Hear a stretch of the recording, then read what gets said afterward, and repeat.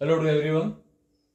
देखिए आज का एक क्वेश्चन है जो हाइट एंड डिस्टेंस से है कि the angle of elevation of a jet plane from a point A on the ground is 60 degree. That means आपके पास में ग्राउंड है तो ग्राउंड के लिए आप एक हॉरिजॉन्टल लाइन ड्रॉ कर दीजिए, इस पे एक पॉइंट ले लिया और एलिवेशन एंगल है तो यहाँ से एलिवेशन दैट मीन्स ऊपर की तरफ देखा जा रहा है। तो यहाँ पे मान लीजिए एक जेट प्लेन है, यहाँ पे कौन सा है, यहाँ पे आपका जेट है, दिस पॉइंट लेट बी। अब इस पॉइंट से इसका ग्राउंड से एलिवेशन एंगल 60 डिग्री है तो यहां से आपने इसको मिला दिया और इसको यहां से आपका जो एंगल है वो 60 डिग्री है। Clear? After a flight of 30 second, अब देखो इस पोजीशन में जब आपने फर्स्ट टाइम देखा यहां से सपोज तो किसी जेट को देखा जाता है तो 60 डिग्री की एंगल है। अब यहां से a flight of 30 second that means कुछ टाइम इंटरवल के बाद, कुछ समय बीतने के बाद ये क्या होगा, लीनियरली अगर देखा जाए तो ये थोड़ा आगे बढ़ जाएगा। तो फिर मान लेते हैं कि ये ग्राउंड के ऊपर किसी पोजीशन यहाँ पे एक डी पोजीशन बना देते हैं कि यहाँ पे आ गया जेट, आगे लीनियरली मोशन में कर रहा है।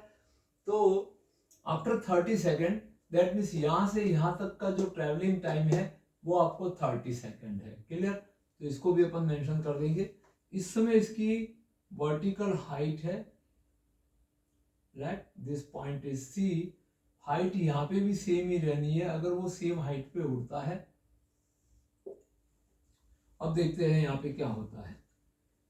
After 30 second the angle of elevation change to 30 degree. That means आप तो इसी पोजीशन पे हो, कोई भी मान लीजिए यहाँ से, बट जेट यहाँ पे आप पहुंच गया है, जेट की पोजीशन पॉइंट बी पे शिफ्ट हो गई है तो यहाँ से बनने वाला जो एंगल है वो आपका अब 30 डिग्री का एंगल रह गया। दैट मीन्स वो ज्यादा दूर चला गया है। कब दूर चला गया? यहाँ से सी से मान लीजिए ये टी पॉइंट इसके पैरेलल है, ये हॉरिजॉन्टल है और ये इसका स्पेस का हॉरिजॉन्टल है अपन। तो ये दोनों पैरेलल है और सेम लेंथ की है। दैट मीन्स बी से डी जितना होगा उतना का उतना सी से टी पॉइंट की डिस्टेंस भी होगी। तो अब यहां से यहां तक का जो ट्रेवलिंग टाइम है वो कितना है आपके पास में? टाइम जरूर आपको गिवन है कि 30 सेकेंड लगा सी से टी, दैट मीन्स बी से डी पोजीशन और एंगल में चेंज 60 से कितना हो गया 30। तो उस समय ये डिस्टेंस अपन ने कवर की है। अब ऐसा करने से 30 का एंगल हो गया। If the jet plane is flying a constant height of 3600 √3 meter, that means इसकी जो प्लेन की हाइट है कांस्टेंट है तो यहाँ पे जितना हाइट है उतना का उतना हाइट यहाँ पे भी है, सेम हाइट पे उड़ रहा है। तो इसकी हाइट है वो वर्टिकली 3600 मल्टीप्लाई √3 मीटर की हाइट के ऊपर उड़ रहा है। अब आपको पूछा जा रहा है find the speed of the jet. तो देखो स्पीड, टाइम और जो अपना डिस्टेंस है ये तीनों रिच टर्म्स होती है। तो यहाँ पे ये स्पीड पूछा है तो आपको कंफ्यूजन नहीं रखना है, पहले डिस्टेंस निकाल दीजिए और डिस्टेंस को टाइम से डिवाइड कर देंगे। दैट मीन सी से टी तक का टाइम आपके पास है तो सी से टी डिस्टेंस फाइंड करनी है आपको। सीधा सा इस क्वेश्चन में यही मैसेज जा रहा है कि आप डिस्टेंस फाइंड करिए और टाइम इंटरवल से डिवाइड कर दीजिए तो आपके पास में स्पीड आ जाएगी। तो स्पीड का इसके साथ रिलेशन रहता है डिस्टेंस अपॉन टाइम। तो वेरी सिंपली आपको स्पीड पूछ रहे तो कंफ्यूज नहीं होना है, आप डिस्टेंस फाइंड करना है जैसा naturally upon height and distance वाले चैप्टर में विभिन्न प्रकार की अपन डिस्टेंस फाइंड करते हैं। तो देखते अपन इसको स्टार्ट करते हैं कि अपने को कहां से करना है। दो ट्रायंगल बन रहे हैं, एक फर्स्ट ट्रायंगल यहाँ पे है तो आपके पास सबसे पहले इसमें लगा देते कि in triangle A B C, आपका सबसे पहले आपने कौन सा ट्रायंगल सिलेक्ट किया है ए बी सी के अंदर। इसमें देखो ये परपेंडिकुलर है और इसका बेस कौन है, ए सी है। मान लीजिए इस बेस को आपने एक्स मेजरमेंट किया है तो यहाँ पे tan of 60 degree perpendicular BC upon base इसका एसी हो गया। तो इज इक्वल टू बीसी इसकी हाइट अपने को दी हुई है 3600 √3 डिवाइड बाय AC अपन को पता नहीं तो अपन ने x मान लिया है, और tan 60 का वैल्यू अपने पास में √3 रहता है। इसको क्रॉस मल्टीप्लाई करेंगे तो आपके पास में first measurement x is equal to, ये √3 इसके डिनोमिनेटर में आ जाएगा, तो 306 एंड √3 डिवाइड बाय √3, ये √3 से √3 कट जाएगा, then x is equal to 3600 meter. ये इक्वेशन नंबर 1 आ गया। अब अपने पास में ये बेस ए से AC आ गया है। अब अपन ये जो बड़ा ट्रायंगल बना है इन ट्रायंगल, अब यहां से अपन लेते हैं AT और D, तो ट्रायंगल AT एंड D।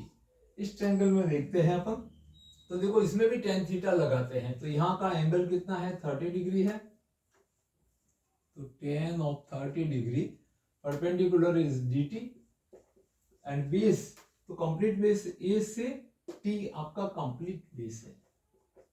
अब tan 30 का वैल्यू 1/√3 dt, इसकी हाइट है वो आपको गिवन है 3600 √3 मीटर, डिवाइड बाय A से T, तो AT को अपन कह सकते हैं कि x प्लस CT, इसको कह सकते हैं x प्लस CT, या इसको y भी मान सकते हैं, ऐसे हम इसको y वेरिएबल से रिप्रेजेंट कर सकते हैं। आपने CT ले लिया तो भी कोई दिक्कत नहीं, क्रॉस मल्टीप्लाई कर देंगे, then x plus CT is equal to 3600 √3 multiply by √3, ये √3 से √3 कैंसिल हो जाएगा, तो 3600 multiply by 3 and x plus CT is equal to 00810।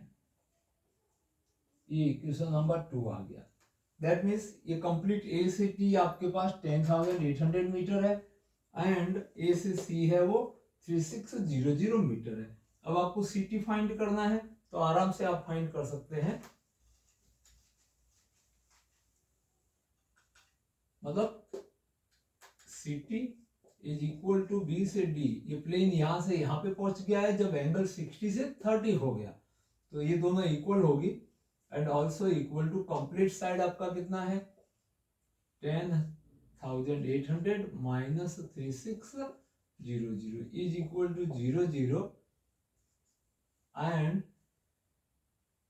72 meter. तो दैट मीन्स उसने डिस्टेंस कितना कवर किया है, जेट ने 7200 मीटर डिस्टेंस कवर किया है इन 30 सेकेंड। तो आपके पास BD इक्वल टू ये है और टाइम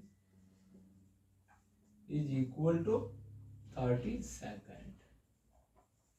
तो टाइम और डिस्टेंस दोनों है और आपको स्पीड पता करनी है, तो स्पीड को पता कर दीजिए, आपका सॉल्यूशन इजी वे में आ जाएगा। तो देखिए स्पीड ऑफ